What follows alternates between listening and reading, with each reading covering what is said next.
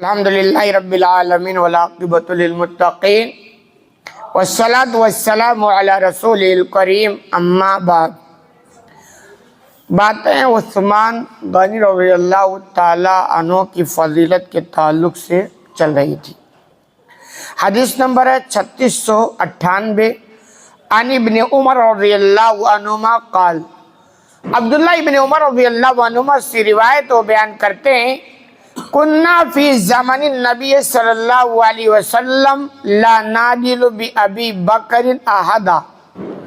کہ نبی کریم صلی اللہ علیہ وسلم کے زمانے میں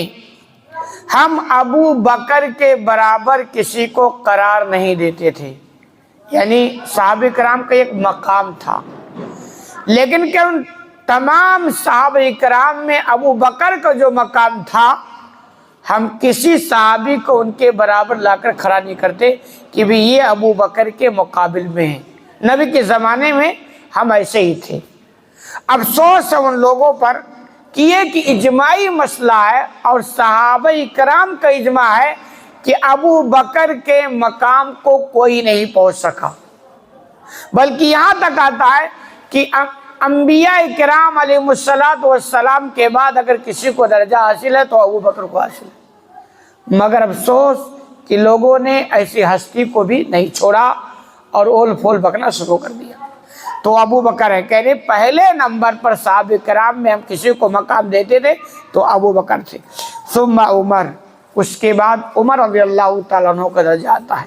کہ ابو بکر کے بعد اگر ہم کسی کو مقام دیتے تھے تو عمر رضی اللہ تعالیٰ عنہ تھے، اور کہہ رہے ثم عثمان، اس کے بعد پھر اگر ہم کسی کو مقام دیتے تھے تو عثمان رضی اللہ تعالیٰ عنہ، ایک ترتیب بنا رکھا تھا کہ صحابہ کرام میں پہلا مقام ابو بکر کا ہے، دوسرا مقام عمر رضی اللہ عنہ کا ہے، تیسرا مقام عثمان غنی رضی اللہ تعالیٰ عنہ کا۔ کہہ رہی یہ صحابہ تین ہیں، ان کے مقابل میں ہم کسی کو کھڑا نہیں کرتے تھے۔ وجہ کیا؟ وجہ یہ ہے کہ کبھی کچھ لوگوں کے ایسے کارنامے بالکل دو دو چار کی طرح واضح ہوتے ہیں اور دیکھنے پہ بھی لگتا ہے کہ ان کے مقابل میں کوئی ہے نہیں۔ جیسے سورج دو دو چار کی طرح بالکل نکلتا ہے، دکھتا ہے، ڈوبتا ہے، سب کو پتا ہے۔ سورج کے مقابل میں آپ کسی چاند اور تارے کو نہیں کھڑا کرتے ہیں، جو بالکل صاف ہے۔ لیکن اگر بات آ جائے ایک چاند کو دوسرے چاند کے بارے مقابل میں کھڑا کرنا ہو تو آپ کنفیوژن کے شکار ہو جائیں گے، آپ کو غور و سوچ کرنا پڑے گا۔ تو وہ کہتے ہیں کہ صحابہ میں تین لوگوں کو ہم پہلے مقام رکھتے تھے، کہ ثم نترک اصحاب النبی صلی اللہ علیہ وسلم، پھر ہم جتنے صحابہ تھے، نبی کے صحابہ تھے، سب پر ہم کوئی بحث نہیں کرتے تھے۔ یعنی ان تین کو چھوڑ دو تو ہم پر کوئی نہیں بات کرتا کہ کون کس سے اچھا ہے، کون کس سے اچھا ہے۔ کیوں؟ کہہ رہی یہ ایک بہت ٹیڑھا معاملہ تھا، کیونکہ تھا یہ کہ کوئی صحابی کسی فیلڈ میں آگے ہیں، کوئی صحابی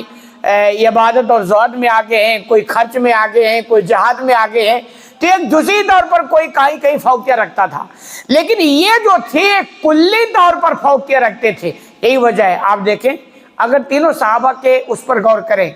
ابو بکر رضی اللہ تعالیٰ عنہ کے نام کے ساتھ جڑا صدیق، ابو بکر صدیق، یعنی تصدیق کرنے والے۔ ان کی خوبی یہ تھی کہ جب بھی اللہ اس کے رسول کے جانب سے کوئی خبر آتی اور کوئی کہتا کہ اللہ کے رسول نے ایسا کہا تو دوسرے تو تھوڑا غور و خوض، لیکن ابو بکر کا معاملہ نہیں، بالکل جو آپ نے کہا وہ ہی اور صحیح ہے، یہ ان کا مقام تھا، اور ان کے اس مقام کی وجہ سے ان کو مل